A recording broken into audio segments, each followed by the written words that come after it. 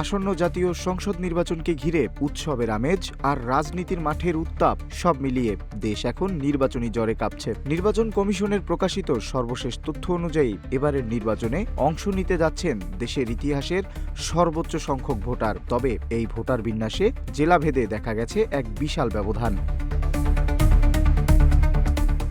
সারা দেশে ৩০০ সংসদীয় আসনের মধ্যে ভোটার সংখ্যার বিচারে তালিকার শীর্ষে রয়েছে শিল্পনগরী গাজীপুর। অন্যদিকে ভোটার উপস্থিতির হিসেবে তালিকার একেবারে তলানিতে রয়েছে সুগন্ধা নদীর তীরের জেলা ঝালকাঠি। ভোটার সংখ্যার দিক থেকে দেশের সবচেয়ে বড় আসন গাজীপুর ২। এখানে মোট ভোটার ৮,০৪,৩৩৩ জন, যার মধ্যে পুরুষ ভোটার ৪,৪০২ জন এবং নারী ভোটার ৪,০৩,৯১৮ জন। হিজড়া ভোটার রয়েছেন ১৩ জন। তালিকার দ্বিতীয় স্থানে থাকা ঢাকা ১৯ আসনে মোট ভোটার সংখ্যা ৭,৪৭,০৭০ জন। এখানে পুরুষের সংখ্যা ৩,৭৯,৯০৬ জন এবং নারী ভোটার ৩,৬৭,০০০ জন। হিজড়া ভোটার ১৩ জন।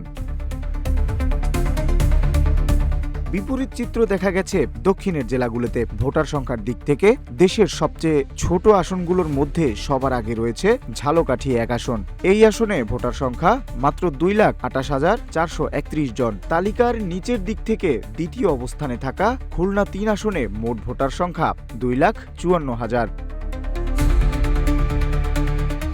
নির্বাচন কমিশন জানিয়েছে ভোটার সংখ্যা প্রায় ৩.৫ কোটিতে পৌঁছেছে। প্রতিটি আসনের তথ্য অনুযায়ী ব্যালট পেপার মুদ্রণ এবং ভোট কেন্দ্র স্থাপনের কাজ দ্রুত গতিতে এগিয়ে চলছে।